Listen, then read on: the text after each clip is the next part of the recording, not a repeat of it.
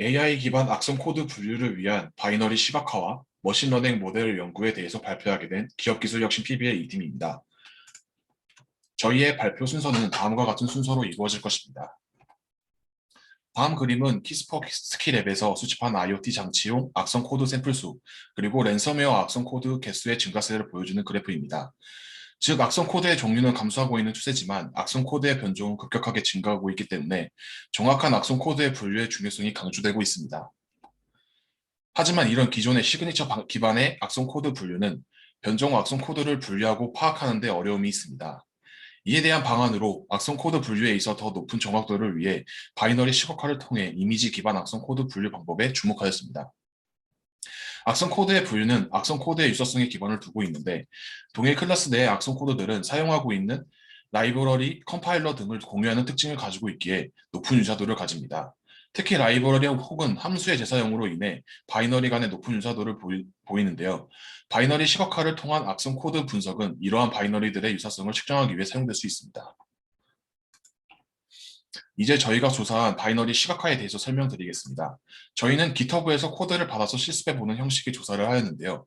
저희가 활용한 데이터셋은 마이크로소프트 멀웨어 클래시피케이션 챌린지 2015에서 사용한 데이터로 25개의 하이 클래스로 분류가 되어 있습니다. 아래의 코드는 데이터셋의 이미지 샘플이 클래스마다 다른 특징의 이미지를 갖는지 확인하기 위한 코드입니다. 그리고 오른쪽의 이미지는 앞선 코드를 실행시켰을 때 나오는 이미지로 악성 코드 종류별로 다른 모양의 이미지를 가지는 것을 확인할 수 있습니다.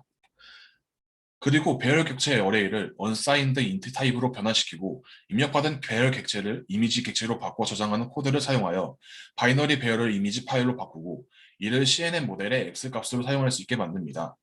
그 후 이미지로 변환한 악성 코드 바이너리 이미지들을 불러오면서 폴더명에 맞춰 자동으로 Y값을 입력하는데 이를 라벨링이라고 합니다.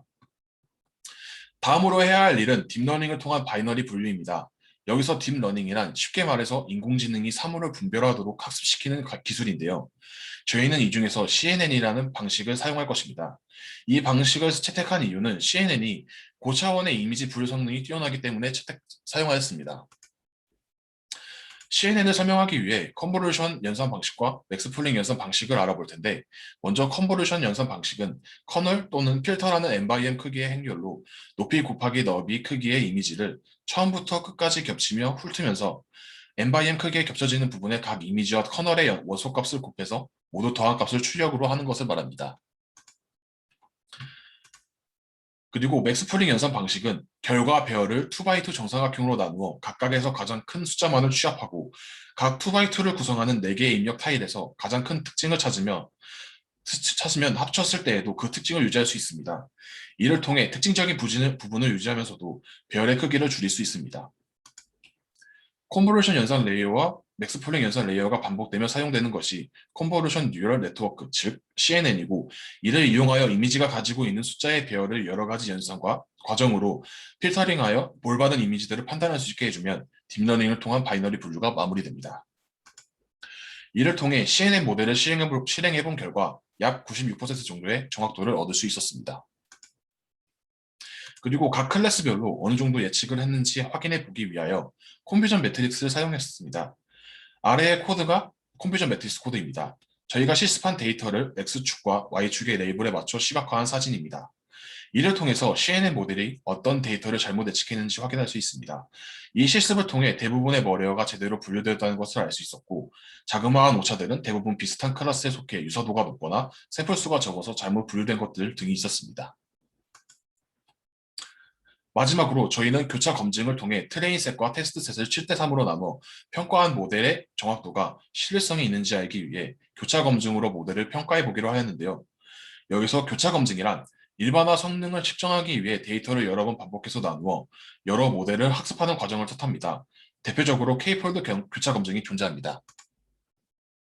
여기서 K폴드 교차 검증이란 데이터를 폴드라 부르는 비슷한 크기의 부분 집합으로 나누고 각각 폴드의 정확도를 측정하여 검증을 진행하는데, 그 검증의 순서는 다음과 같이 이루어집니다. 첫 번째 폴드는 테스트 세트로 이용하고 나머지 폴드를 훈련 세트로 사용하여 학습한 후 나머지 훈련 세트로 만들어진 세트의 정확도를 첫 번째 폴드로 평가합니다. 비슷한 방식으로 마지막 폴드까지 반복하여 평균값을 낸 것이 정확도가 됩니다. 이를 사용하여 저희 실습의 교차 검증 결과 평균 검증 정확도는 약 0.96, 즉 96% 정도이며 트레인과 테스트셋을 7대 3으로 나누어 평가한 모델과 정확도가 비슷했습니다. 이를 보았을 때 저희가 실습한 모델의 신뢰도가 어느 정도 있다는 것을 알 수 있었습니다. 이렇게 실습을 마친 후 저희가 실험해 보고자 했던 점들을 실생활과 보안이라는 쟁점에서 다시 한번 더 고찰해 보기 위해 작은 온라인 포럼을 열었고 많은 참가자분들이 흥미와 관심을 가지는 것을 확인할 수 있었습니다. 마지막으로 저희가 이번 조사를 하면서 사용한 논문과 저서들입니다. 이상으로 발표 마치겠습니다.